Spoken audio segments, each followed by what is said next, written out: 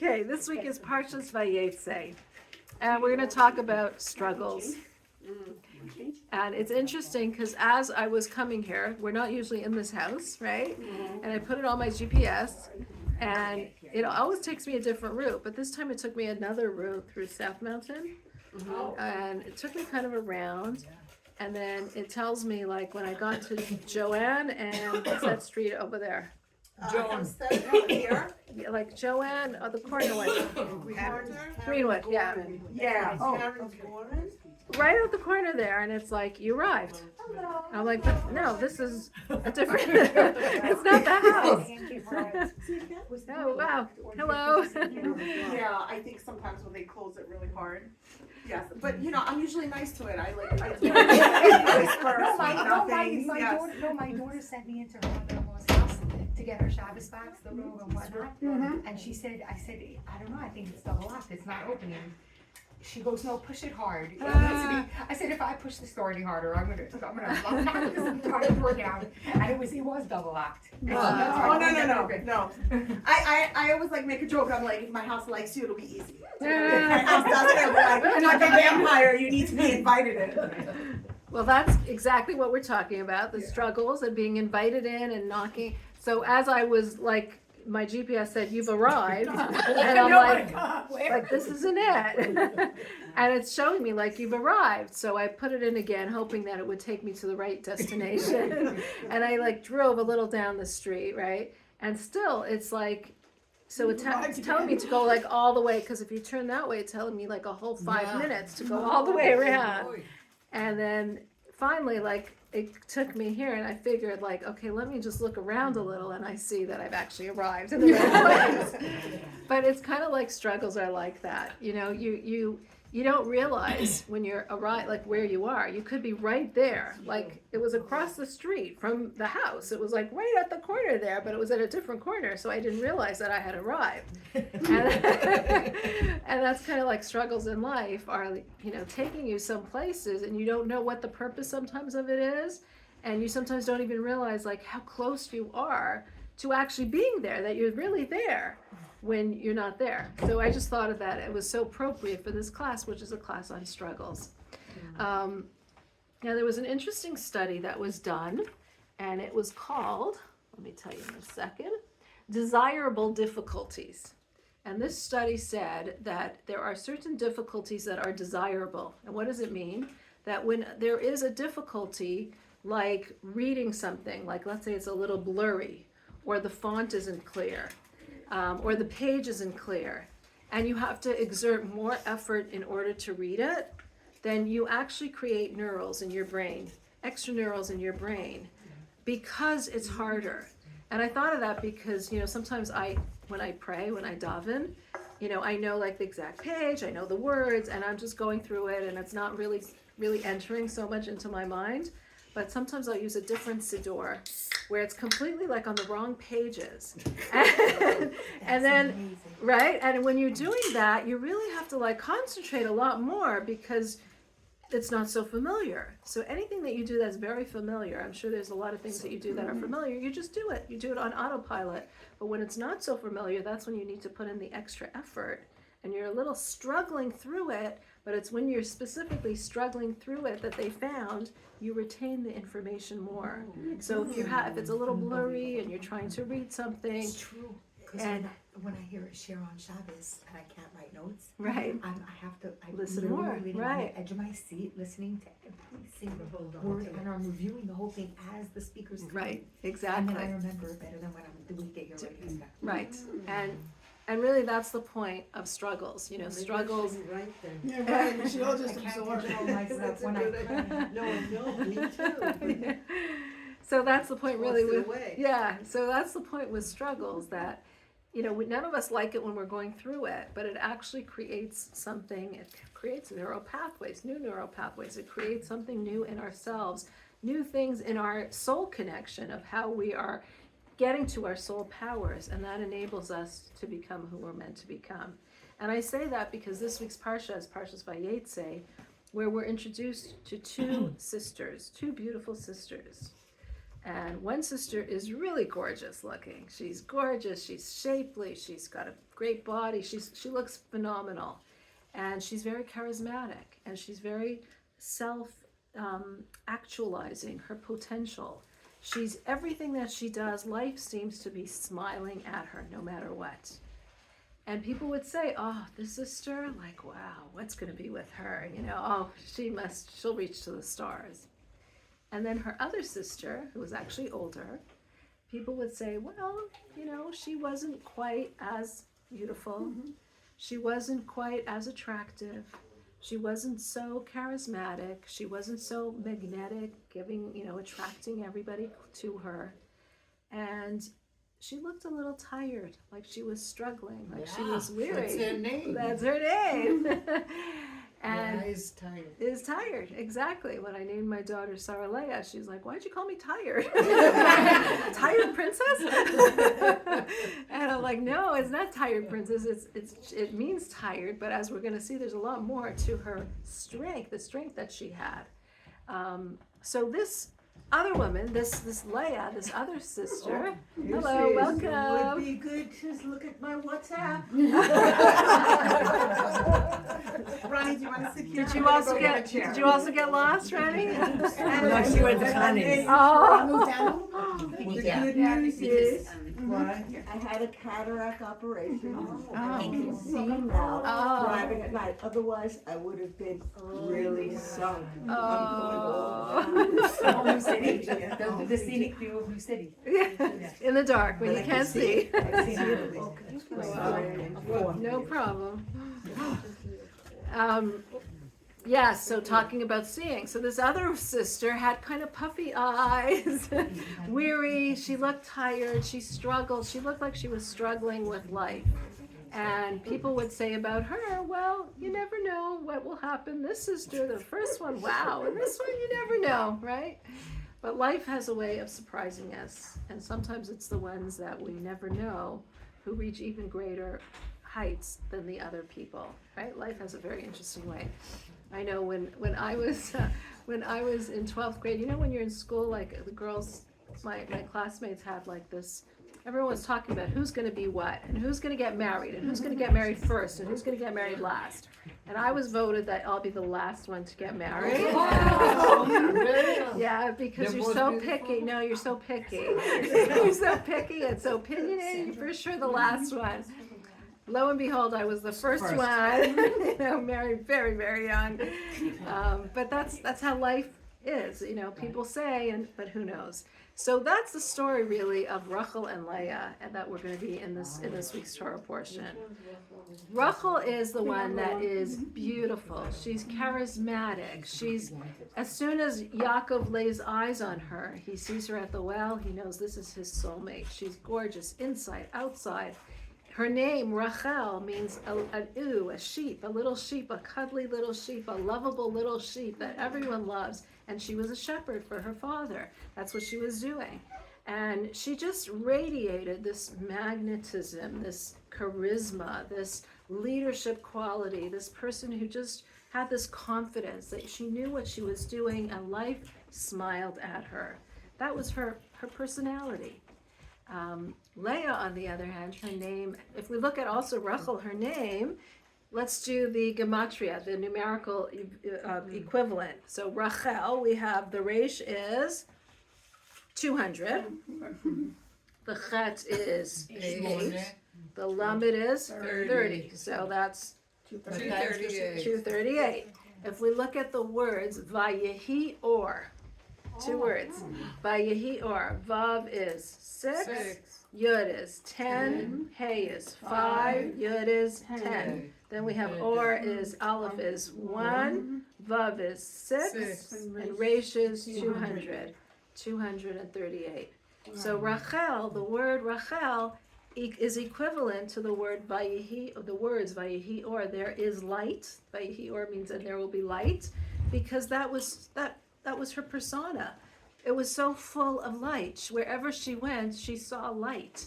She didn't see the struggles or the hardships of life, but she manifested the reality of what she wanted. And that's why, as soon as Yaakov saw Rachel, he right away fell in love with her and knew this is his soulmate. This is who he's going to marry, right? Now, it's interesting. We see it's not only Rachel and Leah, but this was an enduring schism that we see throughout Jewish history in their children. So it wasn't just, it was what each of them personified, and there was kind of this conflict and this friction even in their descendants for all times. For example, we see that Rachel's main son was, her oldest son was Yosef and Binyamin, and Yosef had this fight with the other of his 12 Shvatim that they sold him, right? They sold him, they sent him to slavery in Egypt. There was this fight between them. They didn't really understand or appreciate what he was and what he represented. They were jealous. They didn't really understand him, and he didn't really understand them so well. You know, he spoke to them. He would speak to his father about them, and they looked at him and they saw this person who was, they didn't get him. They really didn't get him. We see that Moshe was the one that took us out of Egypt, but it was Yehoshua, Moshe was a descendant of Leah, but Joshua was a descendant of Rachel. He's the one that took the Jewish people into the land of Israel, right? So one, like you need both of them, and that's what we see. We see that the first king was Shaul HaMelech. He was the first king of the Jewish people, and he was a descendant of Rachel, but it was David HaMelech, who was a son of Leah, who continued on. Yes, he's a descendant of Leah. And we have if you look at Jewish history, there was always this rift between Malchut Yehuda and Malchut Yisrael. And they split. Actually, Yisrael was sent into exile and Yehuda was staying. And this was, again, this division between Yisrael and Yehuda, between Rachel and Leah. And in fact, it says that even with the coming of Mashiach, we have Mashiach ben Yosef, who is supposed to prepare the world for Mashiach, but then Mashiach ben David, who actually does the actual redemption. Wow. So there's like a very deep connection here between them, a very Kabbalistic and deep connection between the role of the two of them and how the two interact with each other and how the two are needed, both are needed in this world. Now, when we're introduced to Rachel and Leah, it tells us that Lavan has two daughters. The older one is Leah, and the younger one is Rachel. And it tells us the eyes of Leah were rakot, were tender. And Rachel was yifas to'ar v'yifas mar'eh. She was beautiful, she was shapely and beautiful. Now, when it talks about this description of them, what is it really telling us about them? When we say that Leah's eyes were tender, why were her eyes tender? She was crying a lot. Why was she crying a lot? She was Mrs. Prettiest. She was miserable. She was going to marry Asa, I don't know. Yes, she was. Oh, she didn't want to marry. Yes, that the Midrash says that what happened, people would say, Lavan has two daughters, an older daughter and a younger daughter. And his sister Rachel, his sister Rivka, also has two sons, Yaakov and Esav. So the two cousins are going to marry. The older one will marry the older one, and the younger one will marry the younger one. And when Leah heard this, it says she would sit at the crossroads and she would ask people, "What is this older son of Rivka like? What is he like, this Esav?" And people told her he's very immoral. He kills, he robs, he rapes. Great shit up. Great shit up. Rape is the cherry on the cake. And when Leah heard this, she would cry copious tears. You know, why is it that I'm destined to marry Esav? We both came from the same womb of my mother. Am I going to be marrying this bad person? And my sister going to marry this wonderful person. And she cried and cried, a lot of tears. So many tears that Never do that again. that it says she cried so much that her eyes became very tender, and that's why they were puffy and tender and tired. And Rabbi Huna says on this in the Midrash that look at the power of prayer, how prayer can change around destinies, how prayer can change around what is meant to be. That not only did Leah not marry Esav, but she actually married Yaakov. Not only did she marry Yaakov, but she married Yaakov first. She was the first one to marry him and stayed with him the longest because Rachel died when she was very young. So look at the power of prayer. It completely changes and transforms any decree that we have. And this is something that we need to remember in our own lives. We think sometimes, this is my destiny and this is what's going to be. And we should never say that. You know, prayer has such strong prayer powers. We see a lot of the hostages were like praying in the tunnels, you know, and they felt that connection to God.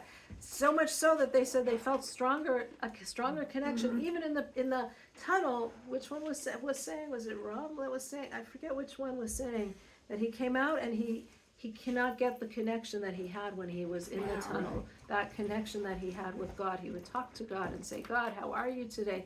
And that connection was so powerful that if there's one thing that he misses from the tunnels, the words that he said misses from the tunnels, it's that connection that he had. So this is the power of prayer, that it can actually change things completely around, that we ask God to see things from our perspective, and when he sees things from our perspective, he's going to change it around to accommodate what is our perspective. Even though God knows what's the best thing for us, but he's going to change things around to accommodate what we're looking for, what we're asking for. So that's what happens with their prayers. Now, interesting, what are these two sisters? What is the Leah and the Rachel? What are we saying about who they are? So when we look at the source of their neshama, the source of their soul, it was two different sources of their souls. Rachel was a tzaddik persona, a completely righteous person's soul, meaning her life was very much, wherever she went, she saw the light, she saw the alignment. She didn't feel that dichotomy, she didn't feel that struggle. You know, when we speak about Gan Eden, the first Gan Eden, when Adam and Chava were in Gan Eden, it says that the trees produced fruit, but the bark of the trees even tasted good.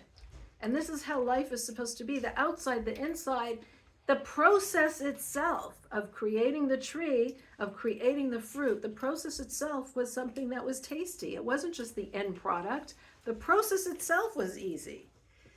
But when they were chased out of Gan Eden, of course, we then come to our world where the process itself is sometimes a struggle. It doesn't taste good. The bark doesn't taste good.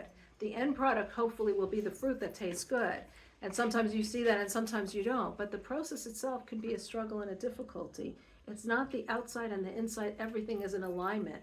The outside is bitter. It's hard. It doesn't taste good. The inside is beautiful, but you don't always see that. The two are not always aligned. Rachel was the tzaddik persona where the inside and the outside, everything was aligned. She represents those moments in our own lives when you're sometimes feeling like everything's working out. Like you have a purpose and you're working hard at you doing your purpose, but you're seeing success in it. You're seeing everything's aligned. You're struggling to do something or you're working hard on doing something, but it's working and you feel good about it, and you feel good that you're utilizing your potential, you're utilizing your talents, you're utilizing what you have. Things are working in alignment. You know what you're supposed to be doing and you are doing that. You're actualizing yourself. Then we have the Leah moments. So what does Leah represent? Leah represents the soul power that's called a Baal Teshuvah.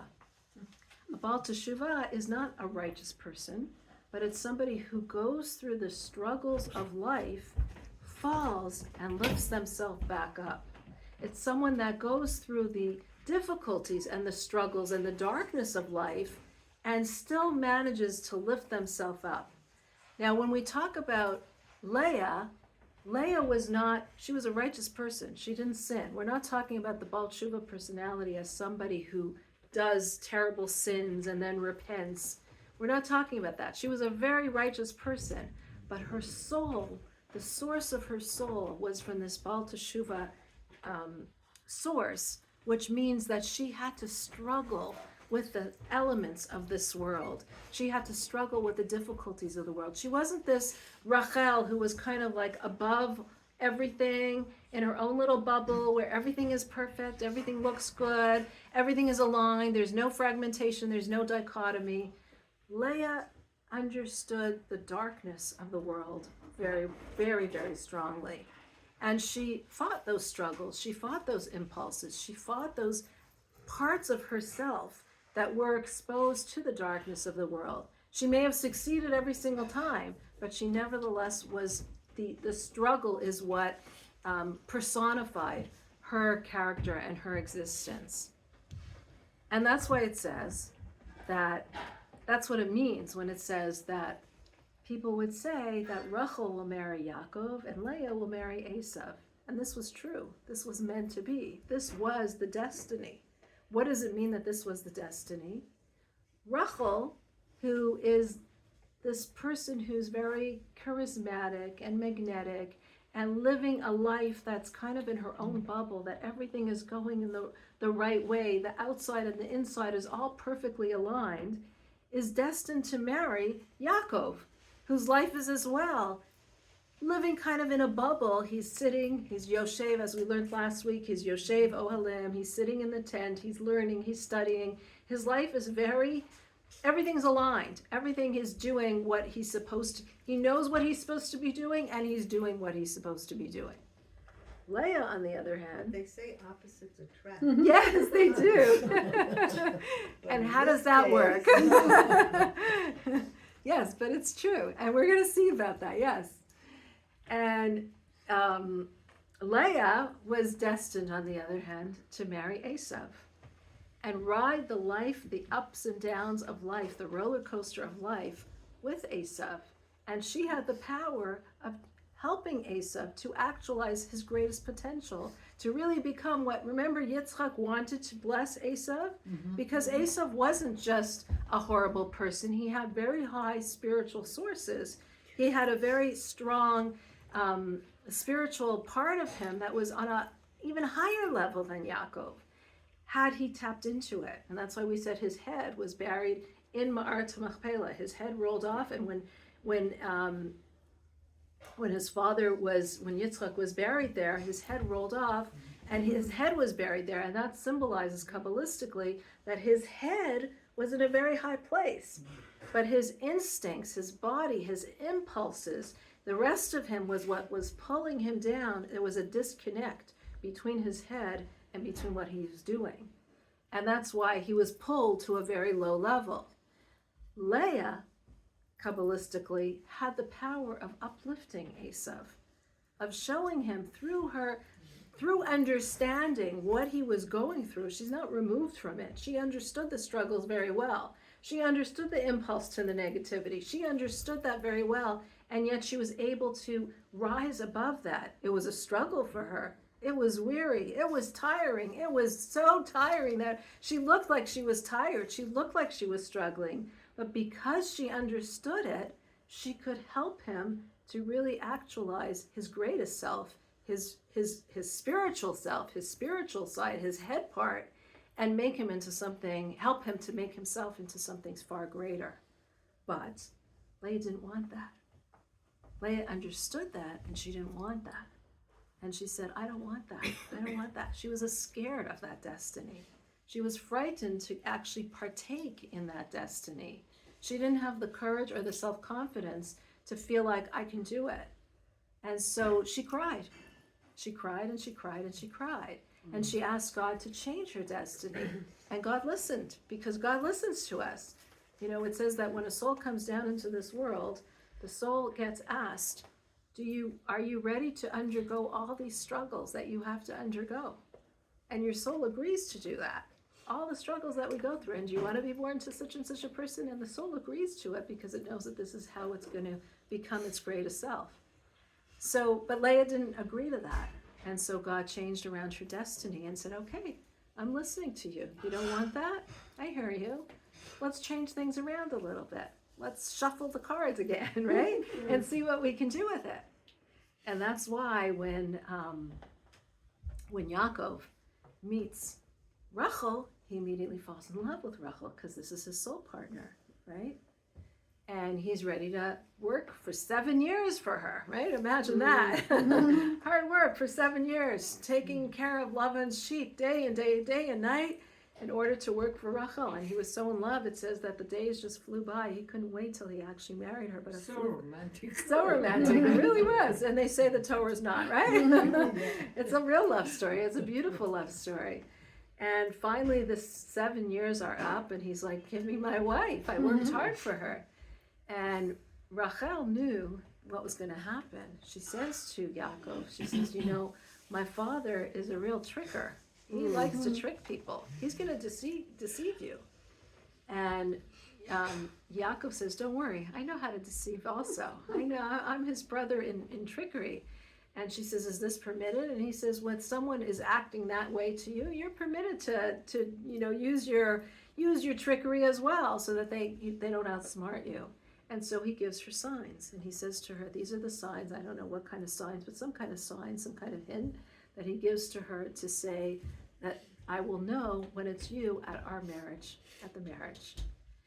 Because he knew that Lavan might exchange her, and he wouldn't see her. Her face would be covered. That's what was the custom. And he knew that he might do that. And so Rachel agrees, she gets the signs. And at the night of the wedding, her sister is about to go to get married, and Rachel realizes, my sister is going to be so disgraced, so embarrassed. This is going to be so embarrassing for her. She's not going to be able to live through this. So instead she decides, I'm going to give her the signs that Yaakov gave me. And she gives her those signs. And under the chuppah, or whenever it was, approaching the chuppah, Yaakov asks for the sign, and she gives him the sign, whatever signs it was, like whatever, you know, and she gives him this, she makes those signs, and he thinks she's Rachel. And he proceeds and he marries her. And it says, and then he realizes the next morning, hey, it's Leah. He wakes up and Leah's in bed, you know, and it's Leah who's there, and it's not Rachel.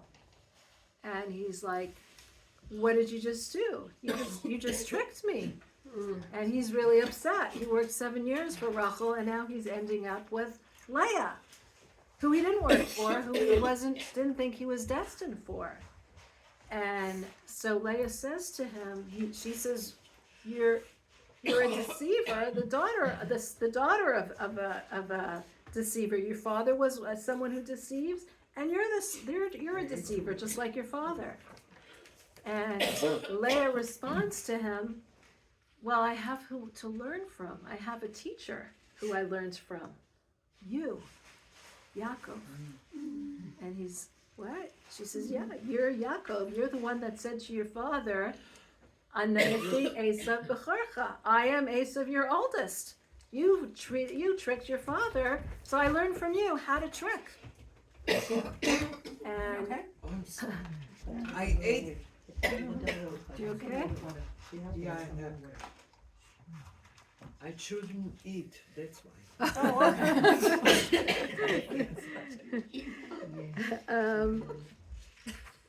So what happens? What is Leah really saying in this interchange? Like, I learned from you, you tricked your father, so I did the same. I learned from you how to trick. What Leah is really saying on a deeper level to Yaakov is she's saying, Yaakov, thank you. It's from the present. She's saying, The father or the sisters? the sisters, well, it was both. Lavan was the one that sent Leah to the marriage ceremony, but, you know, he was the one that was pushing Leah to go to the marriage ceremony, but she was the one that took the signs and married Yaakov. Yes. So that's why Yaakov, the next day he goes to Lavan and blames him as well, of course. And Lavan says, oh, don't worry, you can work another 7 years and you'll have Rachel. Is the begetting ceremony based on this?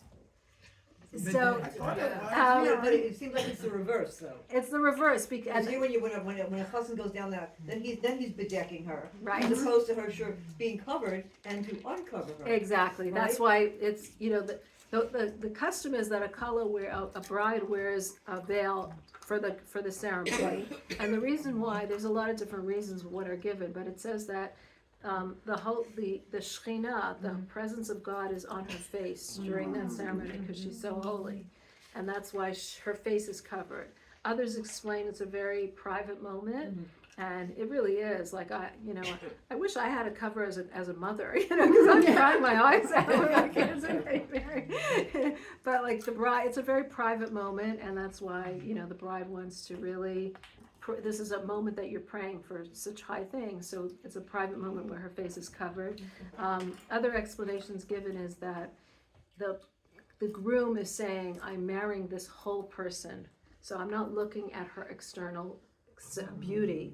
I'm not just marrying her beauty, I'm marrying the whole person, whether she's beautiful. She might be beautiful now, she might not be beautiful in 20 years from now. I'm marrying this whole person, I'm marrying the person, not the beauty. And that's according. So for various reasons, it's been a custom, it's an age-old custom. But what we do nowadays is not just have her wear the covering, the veil to the chuppah, but the chassid puts it on, the groom puts it on her to see that it's the right one. Because yes, to make sure that it's not Leah. Exactly. You know what it is? In this case, it is. You date Rachel, but you marry Leah. Right, that's also true.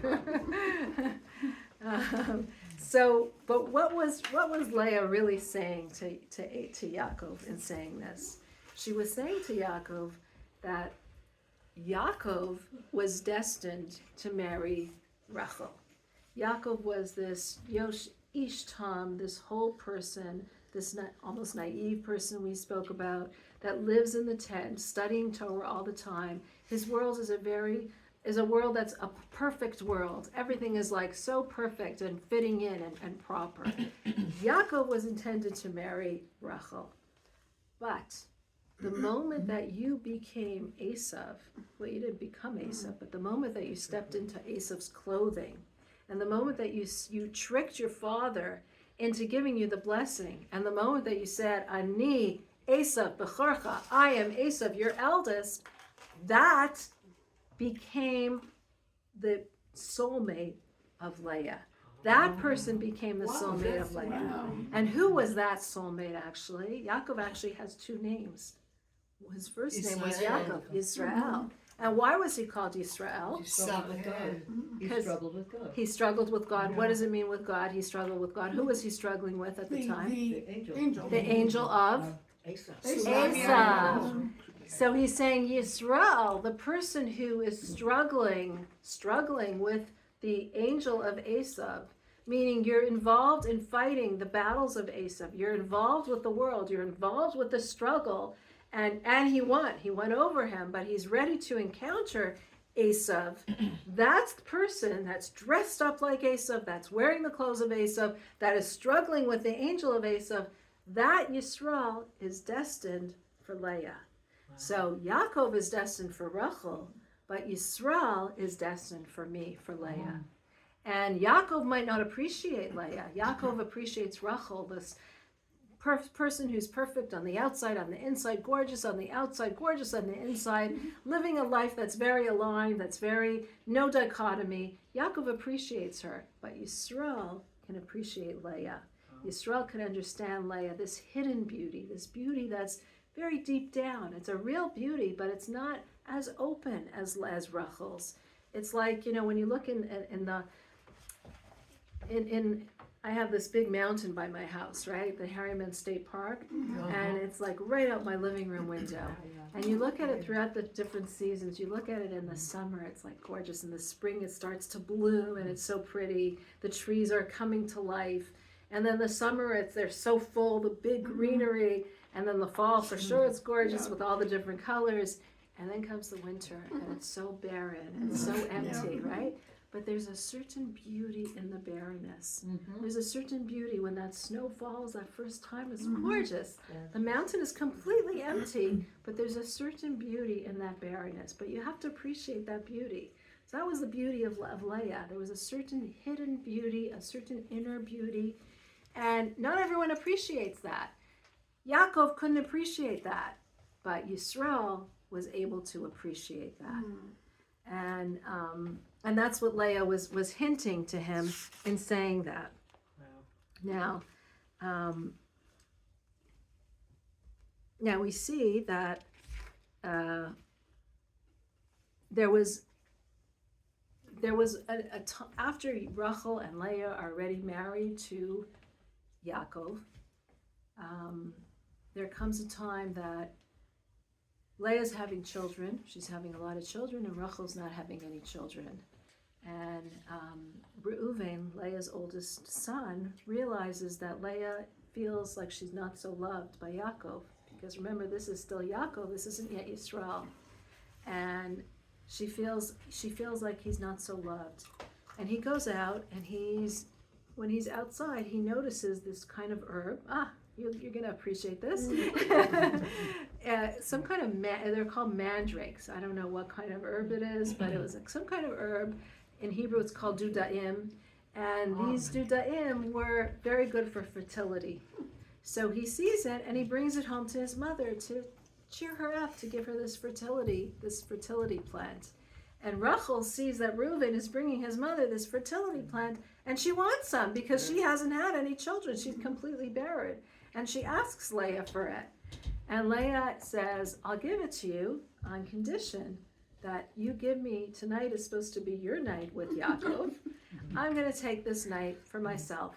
This will be my night with Yaakov. And Rachel agrees. And it says that Yaakov is coming home from the field from all the tending to the sheep. And as he's coming home, it says, Vatetse Leah likraso. Leah goes out to meet him and to tell him that this is her night. This is her night now. And it says from the union that night was born Zvulun, one of the Shvatim, the Zvulun, who's a very righteous Shevet, very righteous tribe. And this is it was considered a beautiful thing that Leah wanted so much to be with her husband that she went out and she made herself attractive and she called to him to come to her tent that evening. Now, the same words are interestingly used with Leah's daughter. Leah's daughter, anyone know who she was? Dina. Okay, what happened with Dina? Oh, no good. No good. So first, what happened with Dina? We have Dina. Why was she called Dina? Dean. Yes, judgment. Why? Anyone know why? Because Leah actually passed judgment on herself when she was pregnant with Dina. And she said, I already have so many of the Shvatim, and my sister, at this point, they had given their maidservants as well to Yaakov. They knew that it was prophesied that Yaakov would have 12 children. Leah already had several. The maidservants already had 2 each. And she says, if I have another child, then my sister is only going to be left with one child. Because there's only going to be a total of 12 children, right? She already had 6 children. Each of the 2 maidservants had 2 children each. So 6, 7, 8, 9, 10. 2 are left. If this pregnancy is going to be another male, that means that Rachel is only going to have 1 child from Yaakov instead of 2 children. Because there's only 12 tribes that are going to be born. Did they know that there'll be tribes? They had prophecy. They had this prophecy, and they said that this is how many tribes there's going to be. So Leah judged herself and said, God, please don't let this child be a male child, because I want my sister Rachel to at least have 2 children, 2 male children, 2 of the tribes. And so it says that inside Leah, she had the fetus already, and the fetus was exchanged from a male to a female. Wow. Yes.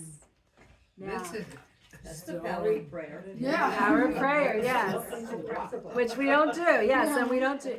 Moreover, it says that where did this child get exchanged from, right? So Rachel's oldest child was Yosef. It says Yosef, from the fetus from Rachel went into the one of Leah, we're talking about spiritually, obviously, Right. it's not happening physically, but on a physiological level, the soul of Yosef went into Rachel from Leah, the male went into Yosef, and the female went into Leah, and that became Dinah. And we see a connection between Yosef and Dinah. We see a very strong connection between Yosef and Dinah in some of the qualities that they have. In fact, according to the Midrash, Dinah, when she was raped by Shechem, she had a child. Right. And that child was sent away. That child was sent away to Egypt. Why? I don't know. I don't understand why the child needed to be sent away in those times. I have no idea. I don't have an answer for that. But the child was sent away to Egypt. And the child was adopted by Potiphar. Does Potiphar sound familiar? Yeah. He was the one who Yosef worked for him in his house.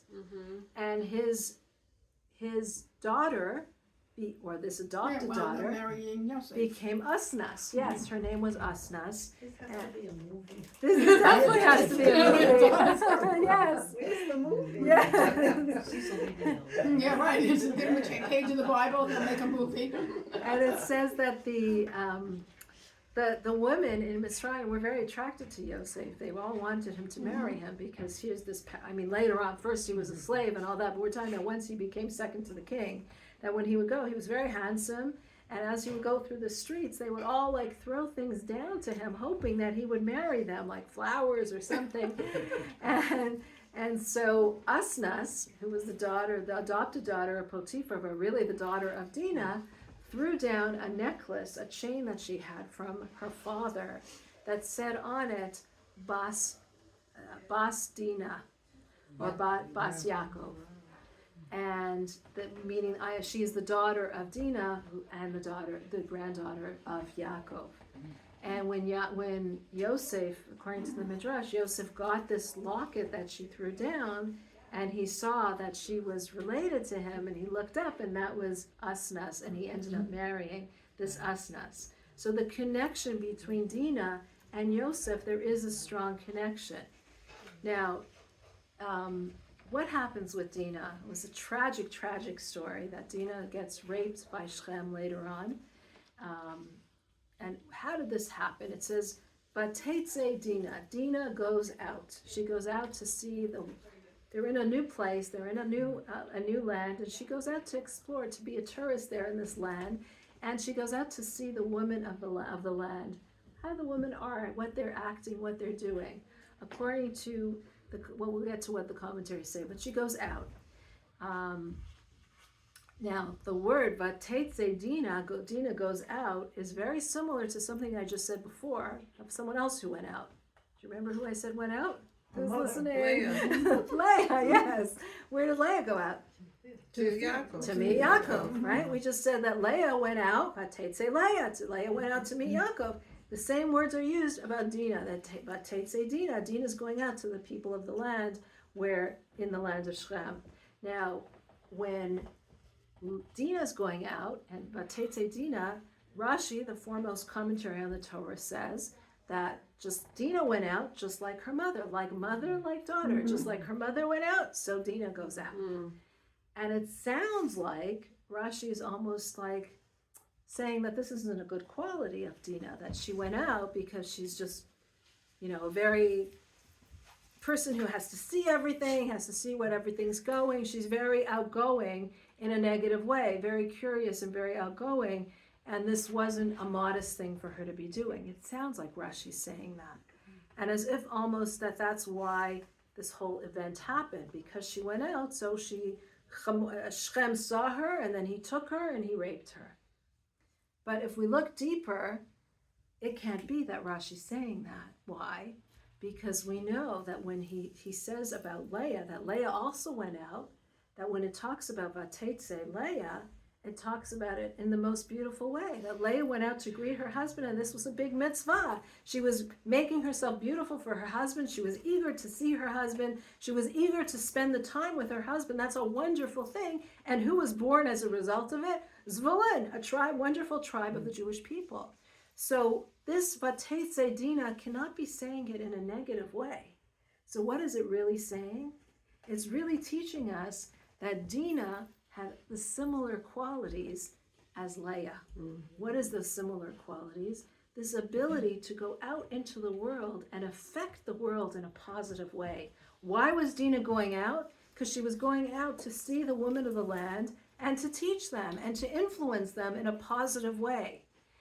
Why was Dinah doing that?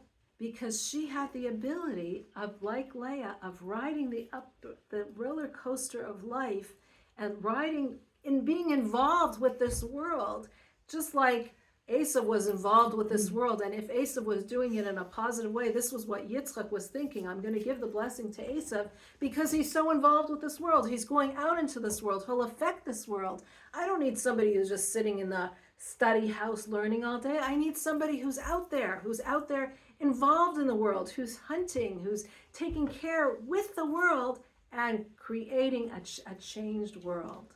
So Dinah had those same qualities that Leah had, that quality of going out into the world. But Dinah was somebody who was not afraid to actualize her qualities, her potential. What Leah shied away from, Dinah was ready to tackle and ready to embrace. And that's why it says that when Esav, after Yaakov left Lavan's house, it says he meets Esav, right? And he thinks Esav is coming to kill him, and he prepares for it, and he prepares for the whole encounter. And it says he sends his sons in front of him. He sends his sons with him, and it says that the 11 sons come before him, and there's Yaakov, and there's Rachel, and there's Leah. And the question that the commentaries say is, Yaakov's going to meet Esav with his 11 children and his wives. Where was his 12th? Wow. Right? Yosef was born. Binyamin was not yet born. But who was born? Dinah. Where was Dinah? The sons are there, but where was Dinah? And that's why was she hidden? He didn't want her marrying Esau. Exactly. So that's what the commentaries say, that Yaakov hid Dinah because he was afraid that Esau would set his eyes on Dinah and would want to marry Dinah because she wasn't married, right? And he hid her from him. So what was wrong with this? Because Dinah, like her mother, Leah, had the ability of changing him. Leah was afraid to. She was afraid to change him. She was afraid of this. She didn't have the confidence. She didn't feel like I could do it. She was afraid. She had this fear of being with him. But Dinah actually had this ability of changing. She had the confidence of doing it. And because she did not, it says, because he did not give her to Esav, what happens? She fell with Shechem. She ended up marrying Shechem. And later on, she actually, according to many, she married Eov. Any of you hear of Eov? Job, Eov yes. from, Yes, Job. Right, who was in Egypt when he was one of the advisors? Right. And what was his life? Very sad. Very full of suffering, but he was very righteous. So she was able to help him through all the suffering and the hardships of life, but stay an extremely righteous individual. He wasn't Jewish, he wasn't born Jewish, but she was able to help him to become a very righteous individual. So all the more so, perhaps she would have been able to help Esav, who was born from Yitzchak and Rivka, to become a better individual. But Yaakov was afraid of that and did not want it, and Leah was as well afraid of that challenge. It says that Yaakov did leave Lavan's house only once who was born. Benjamin. No, Binyamin wasn't born yet. Right. Binyamin was born later. Right. So who was born? Who was the last one that was born? Yes. Yosef. Right. Once Yosef was born, Yaakov was able to leave Lavan's house. Why? Because he realized that Yosef had the power of confronting Esav on a spiritual level. Until then, he was scared. Yaakov was scared. Once Yosef was born, he was okay to confront Esav. And it's interesting that we see that Yosef and Dinah had very similar powers of confronting Esav. Dinah was able to use her feminine powers to transform Esav. Yosef was able to use his masculine powers to eradicate Esav. It says he could have destroyed Esav, and that's why Yaakov was okay with it.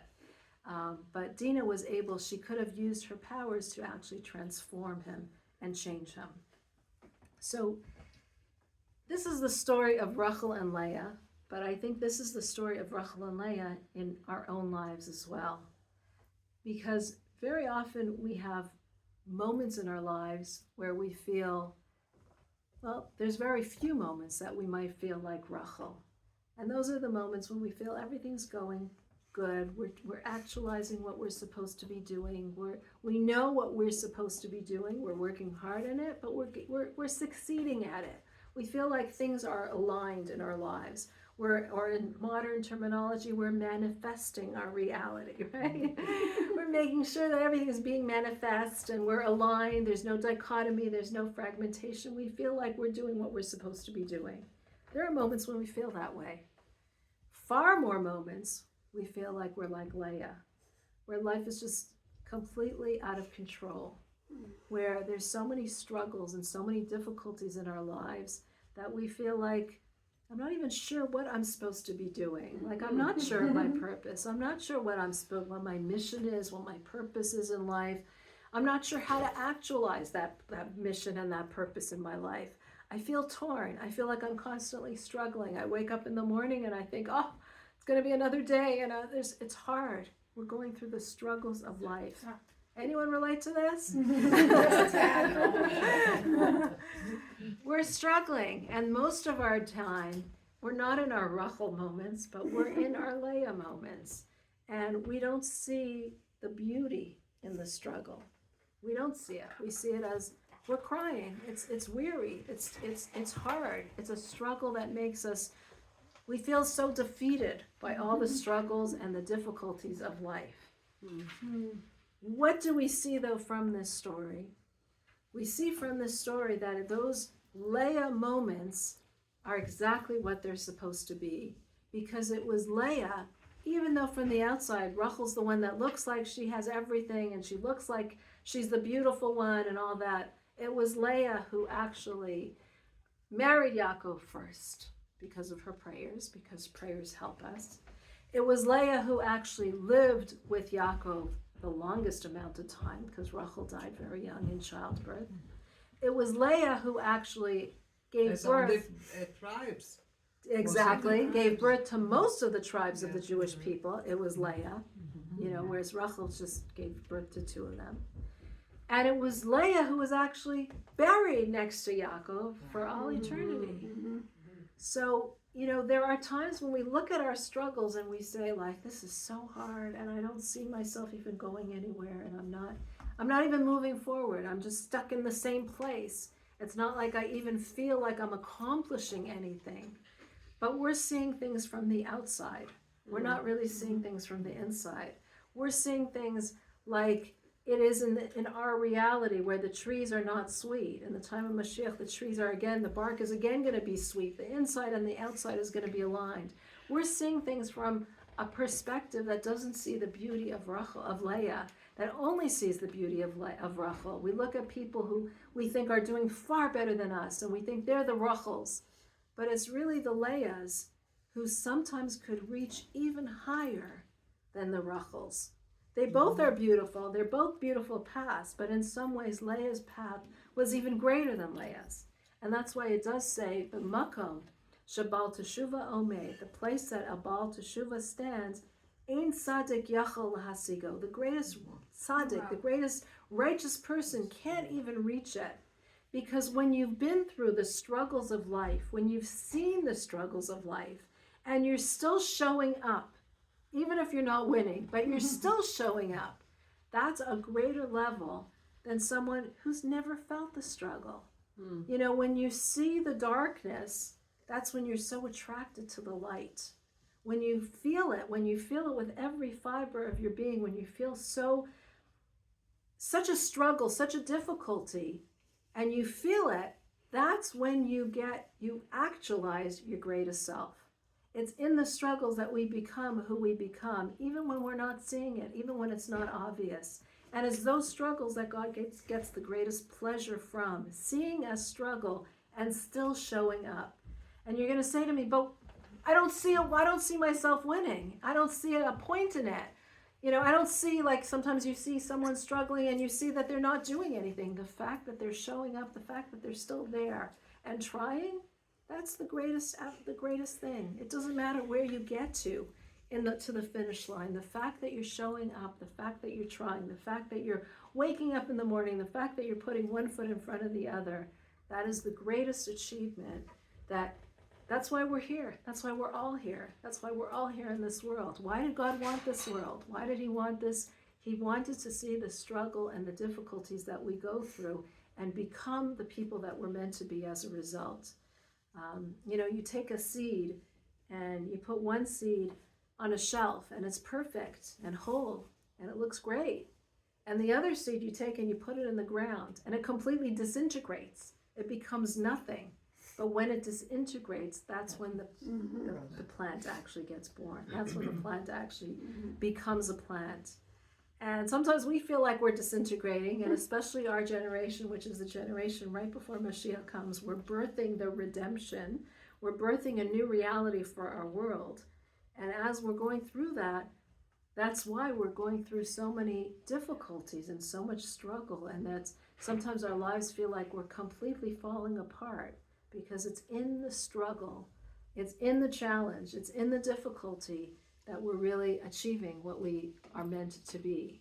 And you know, the previous Lubavitcher Rebbe, the father-in-law of our Rebbe, he was imprisoned in Russia in a terrible imprisonment. He was tortured terribly. And when after he was released, he said, something that I see people who go through a lot of difficulty often feel. He says, I would not want to ever do that again, but I wouldn't take away even one day of what I went through. Wow. Yeah, and that's, you know, and that's really, I think what you see, and I've heard this from one of the hostages. He said the same thing. You know, he said, what I went through was horrific, but I wouldn't have done anything differently. And it's like an incredible thing to say, an incredible thing to, she's so high tech. It's an incredible thing to feel, but sometimes if you've gone through a difficulty, you might have experienced that the closeness that you got to God and to yourself during such a time of such struggle is such an enlightening thing that you would never want to give up on that closeness, even though you were suffering so much through it, even though you were grieving, or even though the pain was so overwhelming. But what you've achieved in that moment, kind of like what that hostage says, like the closeness that I got to God during that time, like I am not even feeling it afterwards. There's a way that you have just opened yourself so you've just ripped up your opening, and you've gotten to you're able to actually look at yourself and see what you can do and see how close your soul is connected to God. And that is a level that only through struggle can we get there. None of us want it. None of us ever want it, and we should never have to face those struggles. But You're making us happy that we're having these struggles. Oh yeah, we're great. Struggles are great. Yeah. You're making it okay. Right. I think Right? the point is that when you're going through a struggle, it's overwhelming. It's really hard. Oh, yeah. And we're all going through struggles. I'm sure if we went around the room, every person here is going through a struggle. Sometimes it's harder, sometimes it's less. Everyone has struggles. But I think the point is to realize as you're going through a struggle, this is the Leah moments. And this is it's hard what I'm going through. But this is also something that I hope is going to make me into what I'm meant to become. And as you're going through the difficulty, it's not easy to say that. Sometimes it's easier to say that in retrospect, to look back at it. But it's okay to realize this is a struggle that I'm going through, and God is here with me in the struggle, and there's a purpose and a point to the struggle. Because the worst thing is when we think that a struggle is pointless, when a struggle is that it's random, it's just random suffering. But when we can understand that there's a purpose to what I'm going through, and it's creating, it's giving birth to a new me, to a better me, it's giving birth to a new reality, then somehow, that the pain that we're going through becomes a little bit less severe, and somehow we can get through it. Right? And that's what we learned from the Rachel and Leah, the Yes. Rachel moments and the Leah Yes. moments Mhm. in this week's Parsha. That's great. Beautiful, thank you.